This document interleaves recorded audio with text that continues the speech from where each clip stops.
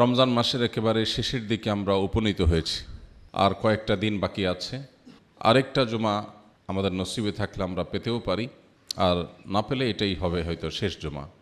রমজানের এই পড়ন্ত বেলায় শেষের দিকে এসে একজন ইমানদারের মনোজগতের যে অবস্থা হয় সাধারণত, সেটি হলো ভয় এবং আশা উভয়টির সমন্বয়।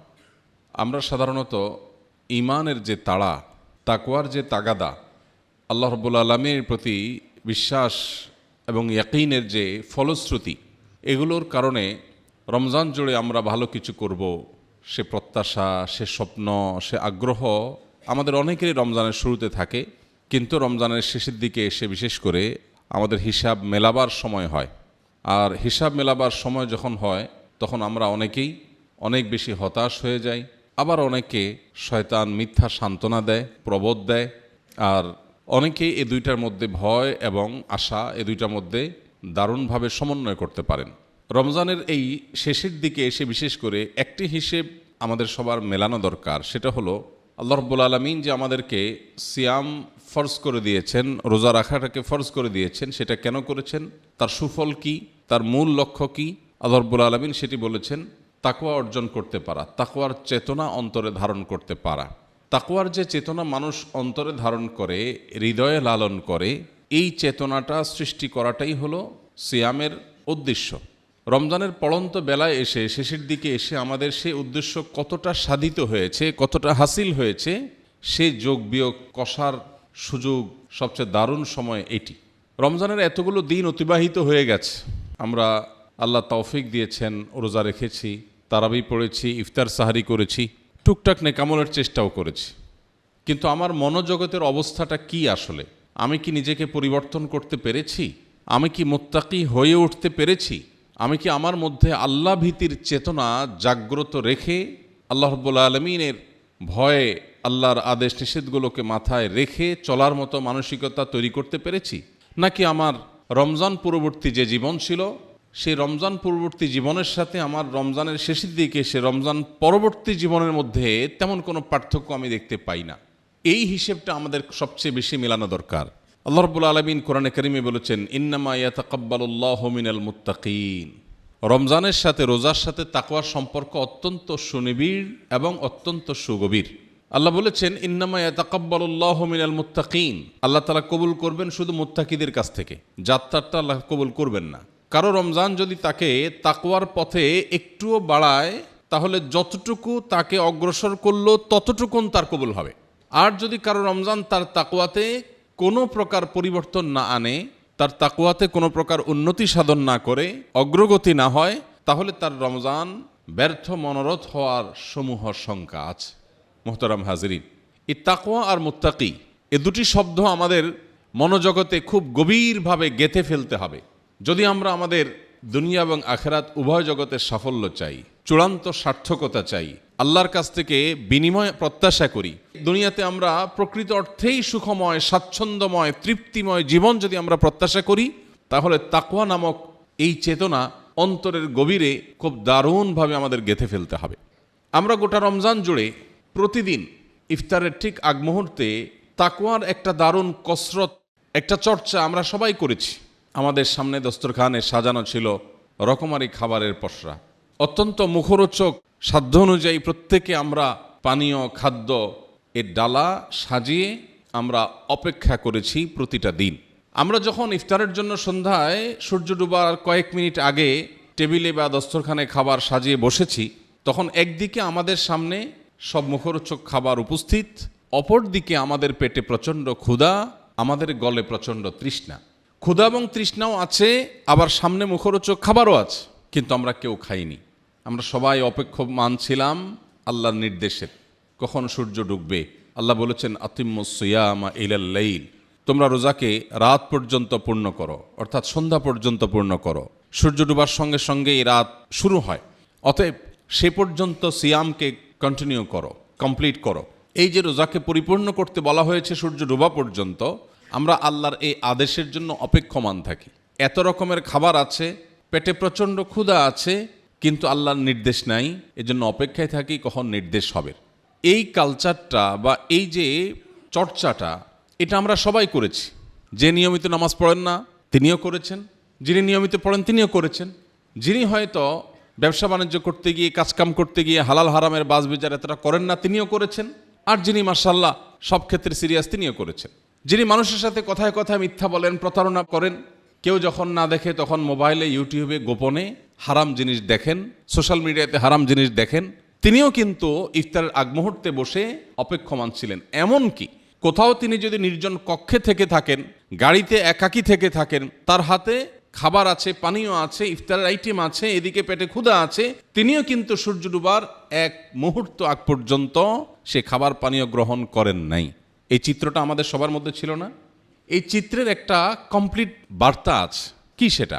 সেটা হলো আমার জীবনে যে কোনো বিষয়ের জন্য, যে কোনো বস্তুর জন্য যত চাহিদাই থাকুক না কেন এবং যত অপরচুনিটি থাকুক না কেন, একদিকে আমার চাহিদা প্রয়োজন, অপরদিকে আমার সুযোগ অপরচুনিটি, এই দুইটাকে নিয়ন্ত্রণ করবে আল্লাহর আদেশ এবং নিষেধ।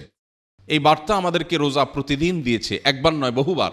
রমজানের শুরুর দিকে যেটা হয়েছে, প্রথম প্রথম আপনি রোজা রাখতে এতটা অভ্যস্ত হয়ে ওঠেননি, অনেকদিন পরে রোজা রেখেছেন। রমজানের প্রথম একদিন, 2 দিন, 3 দিন শুরুর দিকে আপনি হয়তো ভুলে একটু পানির গ্লাসও নিয়ে ফেলেছেন, পান করবেন, ভালো কিছু ধরে ফেলেছেন, আপনার পছন্দের কোনো খাবার খেয়ে ফেলবেন, হয়তো 1-2 কামড় দিয়েও ফেলেছেন, কিন্তু সাথে সাথে আপনি সতর্ক হয়ে গেছেন। কেন?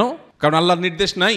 মোহতারাম হাজিরিন, এই জন্য আল্লাহ বলেছেন কুতিবা আলাইকুমুস সিয়াম কামা কুতিবা আলাল্লাযীনা মিন ক্বাবলিকুম লাআল্লাকুম তাত্তাকুন, তোমাদের উপর সিয়াম ফরজ করা হয়েছে যেভাবে তোমাদের উপর অতীতের উপর ফরজ করা হয়েছে। কেন? আশা করা যায় যাতে তোমরা মুত্তাকি হও, যাতে তোমাদের মধ্যে তাকওয়ার চর্চা বাড়ে, আল্লাহ ভীতির চেতনা থেকে নিজেকে কন্ট্রোল করার, নিজের জীবনের সমস্ত ডিসিশনগুলোকে নিয়ন্ত্রণ করবার এই দীক্ষা যেন তোমরা পাও, সেজন্যই সিয়াম দেওয়া হয়েছে। সিয়ামের প্রাথমিক লক্ষ্যই এটা। রমজানের এই পড়ন্ত বেলা এসে, শেষের দিকে এসে আমাদের সেই হিসেবটা খুব ভালোভাবে করতে হবে, একান্তে বসতে হবে।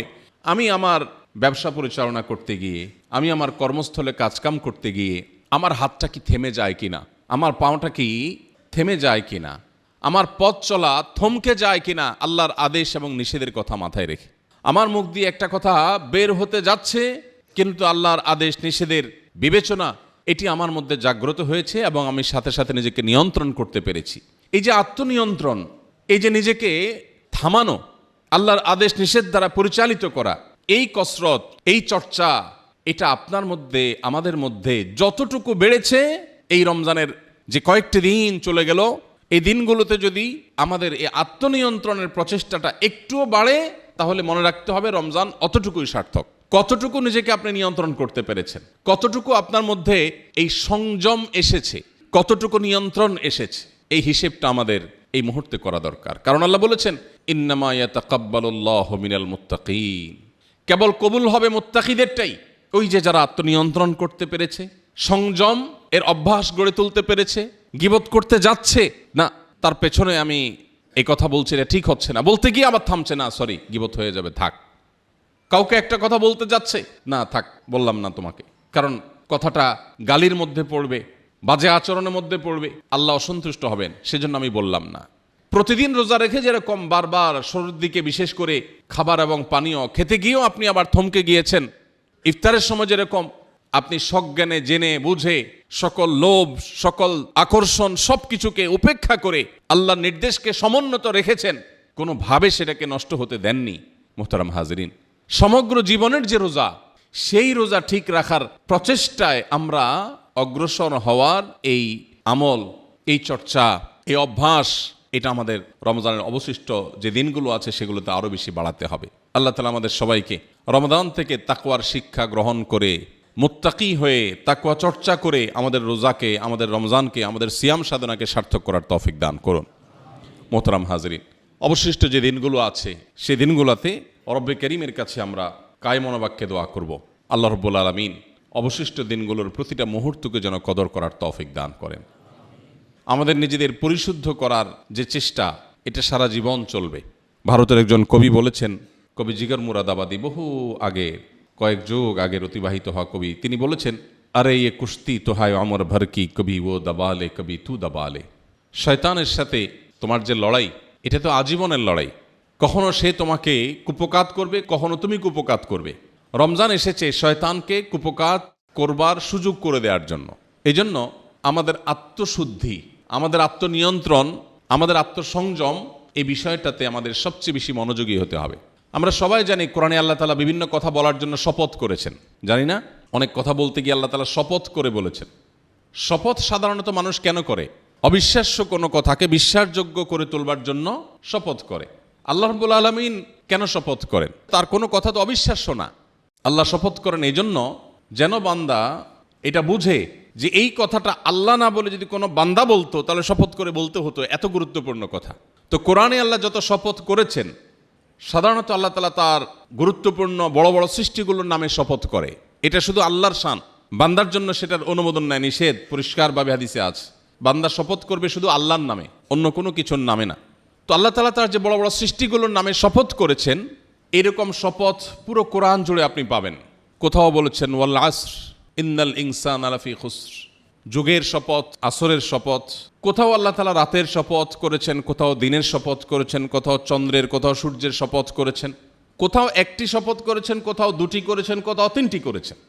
কিন্তু কোরআনে কারীমের একটি জায়গা আছে সূরা শামস, এখানে আল্লাহ রাব্বুল আলামিন 11 বার শপথ করেছেন টানা, ধারাবাহিক। আপনি কোনো কথা বিশ্বাসযোগ্য করে তুলবার জন্য কারোর কাছে যখন বলেন আল্লাহর কসম, একবার বলা যথেষ্ট মনে করেন। খুব বেশি গুরুত্বপূর্ণ হলে আপনি ডাবল শপথ করেন, আল্লাহর কসম করে বলছে, আল্লাহর কসম করে বলছে, তার মানে বিষয়টা গুরুত্বপূর্ণ। আর যদি আপনি 3 বার শপথ করেন, তার মানে কত বেশি গুরুত্বপূর্ণ হলে 3 বার শপথ করে মানুষ বলে। আল্লাহ তাআলা কোরআনে কোথাও 1 বার, কোথাও 2 বার, কোথাও 3 বার শপথ করেছেন। কিন্তু অবাক করার ব্যাপার হলো সূরা শামসের শুরুতে আল্লাহ তাআলা ধারাবাহিকভাবে টানা নির্বিচ্ছিন্নভাবে 11 বার শপথ করেছেন। আপনি চিন্তা করুন, 11 বার শপথ করে তারপরে আল্লাহ থেমেছেন। কি কথা বলার জন্য 11 বার শপথ করলেন? কি এমন গুরুত্বপূর্ণ কথা যেটা বান্দাকে বলার জন্য আল্লাহ তাআলা 11 বার শপথ করেছেন? এর ধারে কাছের সংখ্যার শপথ গোটা কোরআনের কোথাও নেই।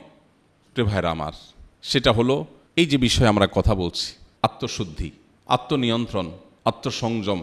এই বিষয়টার গুরুত্ব বোঝাতে গিয়ে আল্লাহ 11 বার শপথ করে বলেছেন কদ আফলাহা মান যাক্কাহা ওয়া কদ খাবা মান দাসাহা। যে নিজেকে পরিশুদ্ধ করতে পারলো, নিজেকে পবিত্র করতে পারলো। তার অভ্যাস ছিল মিথ্যা বলা, কিন্তু সে ছেড়ে দিয়েছে। তার ব্যবহার খারাপ ছিল, কিন্তু সে ব্যবহারটাকে ভালো করার চেষ্টা করে সফল হয়েছে, নিজেকে শাসন করেছে। তার মধ্যে লোভ ছিল, মোহ ছিল, সে নিজেকে নিয়ন্ত্রণ করতে পেরেছে। তার বদঅভ্যাস ছিল মোবাইলে হারাম জিনিস দেখা, সে সেখান থেকে বেরিয়ে এসেছে। তার বদঅভ্যাস ছিল হারাম জিনিস শোনা, সে সেখান থেকে সরে এসেছে, ট্র্যাক চেঞ্জ করেছে, জাহান্নামমুখী পথ থেকে জান্নাতমুখী পথে এসেছে। কদ আফলাহা মান যাক্কাহা। যে পরিবর্তন করতে পারলো নিজেকে, পরিশুদ্ধ করতে পারলো নিজেকে, নিয়ন্ত্রণ করতে পারলো নিজেকে, সংযম করতে পারলো নিজেকে, আল্লাহ বলছেন 11 বার শপথ করে বলেছেন এই ব্যক্তি সফল হয়ে গেল। এ সাকসেস।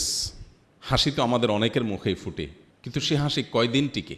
একজন অনেক হাসছে, অনেক খুশি, তার প্রমোশন হয়েছে, বিজনেসের একটা ভালো ডিল সে করতে পেরেছে, অনেক খুশি, মিষ্টি কিনছে, খাবার কিনছে, সবার সঙ্গে শেয়ার করছে, ফেসবুকে শেয়ার করছে, অনেক খুশি। কিন্তু সে জানে না তার ঘাড়ের পেছনে আল্লাহর আরেকটা ফয়সালা অপেক্ষা করছে, যেটা তাকে কাঁদাবে। আবার আরেকজন অনেক কাঁদছে, অনেক দুঃখ, অনেক কষ্ট, তার অনেক বেদনা, তার বড় কিছু হারিয়ে গেছে, সে কাঁদছে।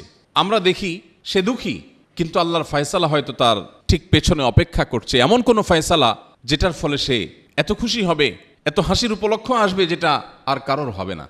আল্লাহ রাব্বুল আলামিনের হিকমা এটা বড় আজীব। প্রিয় ভাইরা আমার, দুনিয়ার কোনো হাসি, দুনিয়ার কোনো কান্না, এগুলো কোনোটাই আসলে অরিজিনাল না। এগুলো সাময়িকের জন্য অরিজিনাল হতে পারে, এটা সবগুলোই এতটাই সাময়িক, এতটাই স্বল্প সময়ের, যেটা যে কোনো মুহূর্তে মিয়ে যেতে পারে, মিশে যেতে পারে হাসি কান্নায়, কান্না হাসিতে। কিন্তু আল্লাহ তাআলা বলেছেন ফামান যুহজিহা আনিন নারি ওয়া উদখিলাল জান্নাতা ফাকাদ ফাজ। একজন পরীক্ষা অনেক ভালো ফলাফল করেছে, খুব খুশি, জীবনে প্রথম পাবলিক পরীক্ষা, এসএসসি পরীক্ষা দিয়েছে, সে অনেক ভালো রেজাল্ট করেছে, বাবা খুশি, মা খুশি, সে খুশি, ফ্যামিলির সবাই খুশি, রেজাল্ট খুব ভালো রেজাল্ট করেছে, প্রত্যাশার চাইতে বহুগুণ বেশি, সবাই খুশি। কিন্তু সে জানে না এই ভালো রেজাল্টের পরও হয়তো ভালো কোনো কলেজে সে চান্স পাবে না। আনফর্চুনেটলি ভালো কলেজে চান্স পেলেও হতে পারে এর পরের ধাপে সে আটকা পড়ে যাবে। সবগুলোতে তার মুখে হাসি ফুটেছে, কিন্তু ক্যারিয়ারটা ঠিকমতো গোছাতে পারেনি। সবই গোছাতে পেরেছে, কিন্তু বউটা জীবনে এমন পড়েছে যে তার প্রতিদিন কাদার উপলক্ষ তৈরি হয়। হতে পারে না? হয় না আমাদের আশপাশে এরকম? তো আল্লাহ বলেছেন এই যে আমরা দুনিয়াতে সফল মনে করি, সাকসেস মনে করি, ওয়াও বলি, মাশাল্লাহ বলি, খুশি হয়ে যাই, এগুলো সবগুলাই মেকি। এখানকার হাসি হাসি না, এখানকার কান্নাও কান্না না। আল্লাহ বলেছেন ফামান যুহযিহা আনিন নারি ওয়া উদখিলাল জান্নাহ, যেদিন বিচার দিবস প্রতিষ্ঠিত হবে, জীবনের পুঙ্খানুপুঙ্খ সব কাজের হিসেব নেওয়া হবে। আল্লাহর পক্ষ থেকে যেদিন ঘোষণা কেউ শুনতে পাবে, যাও তুমি মুক্ত, তুমি নাজাত পেয়েছ, এই না তোমার জান্নাতের প্রবেশের কার্ড, এই সংবাদ যেদিন কেউ শুনতে পাবে, আল্লাহ বলছেন ফাকাদ ফাজ, এই ব্যক্তি সফল হয়ে গেল, চূড়ান্ত। এ হাসি আর কোনোদিন কান্নায় মিশে যাবে না, এ হাসি আর কোনোদিন অমলিন হবে না, এই সুখ আর কোনোদিন তার থেকে দূর হবে না, চলে যাবে না। মোহতারাম হাজরিন, আল্লাহ রাব্বুল আলামিনের কাছে একজন ঈমানদার তার জীবনের সমস্ত হাসি কান্না, প্রাপ্তি অপ্রাপ্তি, তার প্রত্যাশা প্রত্যাশার বাইরের ব্যতিক্রম কিছু, এই সব কিছুকে আল্লাহর আদেশ নিষেধের সামনে যদি কেউ পরিপূর্ণভাবে সমর্পণ করতে পারে, সেই মুত্তাকি, এবং মুত্তাকির জন্যই হলো শেষ হাসি। আল্লাহ সেই কথাই বলেছেন 11 বার শপথ করে, কদ আফলাহা মান যাক্কাহা, ব্যবসায় অনেক ভালো ডিল করেছ, অনেক খুশি হয়েছ, এত লাফাবার কিছু নেই। কোনো বেদনায় তুমি আহত হয়েছ, ভেঙে মুষড়ে পড়ার কিছু নেই। মাথায় রাখবে, এই হাসি হাসিও না, এই কান্না কান্নাও না। যদি তুমি নিজেকে পরিবর্তন করতে পারো, যদি তুমি ফাসিকি জীবন ছেড়ে তাকওয়ার জীবনে আসতে পারো, যদি তুমি আল্লাহর নাফরমানের জীবন ছেড়ে আল্লাহর অনুগত মানুষের জীবনে আসতে পারো, তোমার যদি হিয়ালিপনার জীবন ছেড়ে তুমি যদি সিরিয়াস হতে পারো, তাহলে মনে রাখবে 11 বার শপথ করে আল্লাহ এই কথাটাই বলেছেন, তাহলেই তুমি সাকসেস। এছাড়া সফলতার যত প্যারামিটার তুমি ঠিক করেছো, এই সব মিথ্যা। এই সব তোমাকে সাময়িক সুখ দিবে, চূড়ান্ত সুখ দিবে না। এখানকার প্রাপ্তির কোনো নিশ্চয়তা নেই, তৃপ্তির কোনো স্থায়িত্ব নেই। অতএব তুমি যদি নিশ্চিত প্রাপ্তি আর স্থায়ী তৃপ্তির প্রত্যাশা করো, তাহলে পরিশুদ্ধ করো নিজেকে। মোহতারাম হাজরিন, রমাদানের পরন্ত বেলায় আমরা হিসেব মিলাই, কতটা পরিশুদ্ধ হতে পারলাম, কতটা মুত্তাকি হতে পারলাম। যদি কোনো ঘাটতি দেখতে পাই, আল্লাহ লাখ কোটি শুকর, অগণিত শুকর, সুযোগ পুরোপুরি শেষ হয়ে যায়নি, এখনো বেশ কয়েকটা দিন বাকি আছে। এই কয়েকটা দিনের রাতে, দিনে, সকালে, সন্ধ্যায়, দুপুরে, বিকেলে, প্রতিটা মুহূর্তে আমরা নিজেকে একটু অগ্রসর করার, নিজের জীবনে নাফরমানের জীবন থেকে আল্লাহর আনুগত্যের জীবনের দিকে অগ্রসর হওয়ার চেষ্টা করা যাবে তো ইনশাআল্লাহ। এটার জন্য দরকার হিম্মত, সৎসাহস, এটার জন্য দরকার সিরিয়াস চেষ্টা। ঠিক আমার সোশ্যাল মিডিয়ার রিয়্যাক্টগুলো যেভাবে আমি খবর নেই, কমেন্টগুলো যেরকম চেক করি, ঠিক যেরকম আজকের নিউজ ফিডে কি এসেছে সেটা যেরকম চেক করি, নোটিফিকেশন যেরকম চেক করি, আজকের দেশের বাইরের যে সমস্ত নিউজগুলো আমি নিয়মিত চেক করি, মনোযোগ দেই।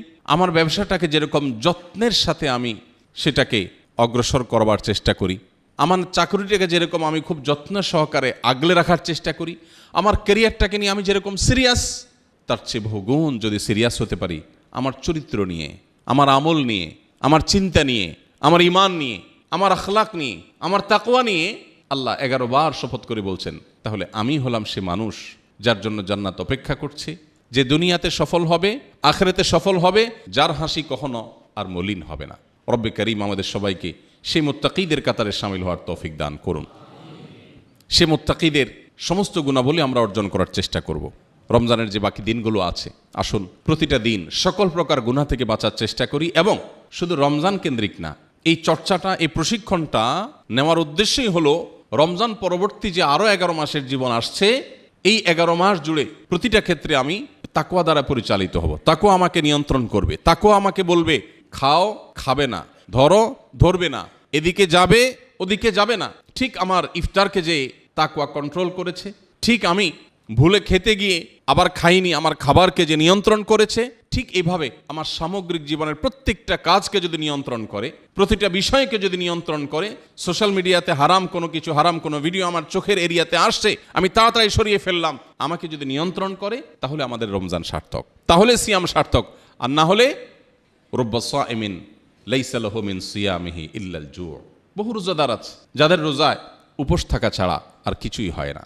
আমরা যেন সেই হতভাগাদের কাতারে শামিল না হই। আল্লাহ আমাদের সবাইকে সেই তৌফিক দান করুক। অবশিষ্ট দিনগুলোকে আমরা তাকওয়ার মধ্যে কাটাবার চেষ্টা করব তো ইনশাআল্লাহ। শুধু রমজান নয়, রমজান পরবর্তী জীবনের জন্য প্রস্তুতি নিতে হবে। আপনার রমজান আপনাকে রমজান পরবর্তী জীবনে যদি 2-4টা বদ অভ্যাস থেকেও সরিয়ে আনে, তাহলে আপনি শুকর আদায় করেন, আপনার রোজা কবুল হয়েছে। কারণ আল্লাহ বলেছেন ইন্নামা ইয়াতাকাব্বালুল্লাহু মিনাল মুত্তাকিন, মুত্তাকিদেরটা আল্লাহ কবুল করেন শুধু। অতএব আপনি যদি মুত্তাকি হতে পারেন, এক কদম মুত্তাকি হয়েছেন তো এক কদম কবুল হয়েছে, 2 কদম হয়েছেন তো 2 কদম কবুল হয়েছে। যতটা পরিবর্তন করতে পেরেছেন নিজেকে, আপনার রোজা ততটা কবুল হয়েছে। এটা আল্লাহর প্রতি সুধারণা করতে পারেন। আল্লাহ আমাদের সবাইকে মকবুল বান্দাদের, যাদেরটা আল্লাহ গ্রহণ করবেন সেই বান্দাদের কাতারে শামিল হওয়ার তৌফিক দান করুন। মোহতারাম হাজিরিন, আপনারা জানেন, আমরা সবাই অবগত, বৈশ্বিক যুদ্ধ পরিস্থিতির কারণে যে ক্রাইসিস তৈরি হয়েছে, এটি আমাদের জ্বালানি, আমাদের অন্যান্য অনেক কিছুতে প্রভাব ফেলেছে। আমরা এতক্ষণ যে তাকওয়ার কথা বলছিলাম, আত্মনিয়ন্ত্রণের কথা বলছিলাম, আত্মশুদ্ধির কথা বলেছিলাম, এটার আসল এবং প্রকৃত রূপ এবং চেহারা ফুটে ওঠে আমাদের রাস্তাঘাটে, আমাদের অফিস আদালতে, বিশেষ করে এই গত কয়েকদিন ধরে খুব দারুণভাবে ফুটে উঠেছে আমাদের পেট্রোল পাম্পগুলোতে। পেট্রোল পাম্পগুলোতে কি আপনারা তাকওয়ার চিত্র দেখতে পেয়েছেন? পান নাই? পেট্রোল পাম্পের যে বিশাল লাইন, এই লাইনের মধ্যে অনেকেই আছেন তার একান্ত প্রয়োজন থেকে লাইন দিয়েছেন, আবার অনেকেই আছেন লাইন দিয়ে কিছু পেট্রোল নিয়ে পাইপ দিয়ে সেটা বোতলে, ড্রামে, বাসায় নিয়ে ভরে আবার এসে লাইন দিয়েছেন। তাহলে এখানে কি আপনি তাকওয়ার চিত্র দেখতে পান না? কি বলেন? এই যে বিশাল বড় লাইন, এই লাইনের সবটুকু তো সত্য না। সবটুকুই সত্য? বরং বড় অংশ মিথ্যা। সত্যি এতগুলো মানুষের তেলের দরকার নাই, যতটুকু দরকার আছে তার চেয়ে বেশি সে নিচ্ছে। কেন? কারণ তার ভয় যুদ্ধ পরিস্থিতি, তেল যদি শেষ হয়ে যায় কি করব, বাসায় নিয়ে একটু আমি জমায় রাখি। এই লোক নিজেকে ইমানদার বলছে, এই লোক নিজেকে মুত্তাকি বলছে, সে কিন্তু তেল নিয়ে জমায় রাখছে।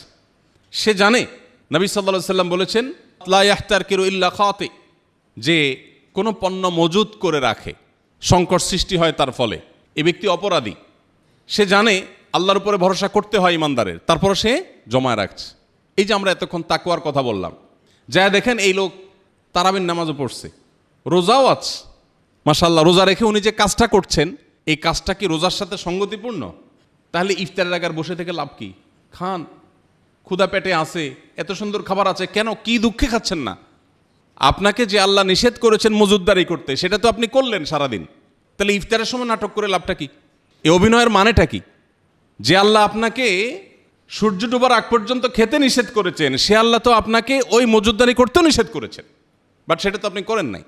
ইন্টারেস্টিং বিষয় হলো, আল্লাহর আদেশ নিষেধের যৌক্তিকতা, যথার্থতা, প্রয়োজনীয়তা আমরা বাঁটে পড়লে খুব ভালো করে বুঝি, বাঁটে পড়ার আগ পর্যন্ত বুঝি না। গত কয়েকদিন ধরে বিভিন্ন সংস্থা আমার সাথে যোগাযোগ করছে, ফোন করছে, রিকোয়েস্ট করছে, ভাই মানুষকে একটু সতর্ক করেন যাতে বিদ্যুৎ সাশ্রয় করে, জ্বালানি সাশ্রয় করে, যুদ্ধ যদি আরও অনেক বেশি প্রলম্বিত হয় আমরা যেন দুর্ভিক্ষের মধ্যে না পড়ি, বড় বিপদের মধ্যে না পড়ি, আমরা যেন সাশ্রয়ী হই। আমি বলি হ্যাঁ, যেই কথা আমরা 12 মাস বলি, কোরআনে আল্লাহ তাআলা প্রতিটা সূরাতে, বিভিন্ন জায়গাতে আল্লাহ বারবার করে সতর্ক করেছেন।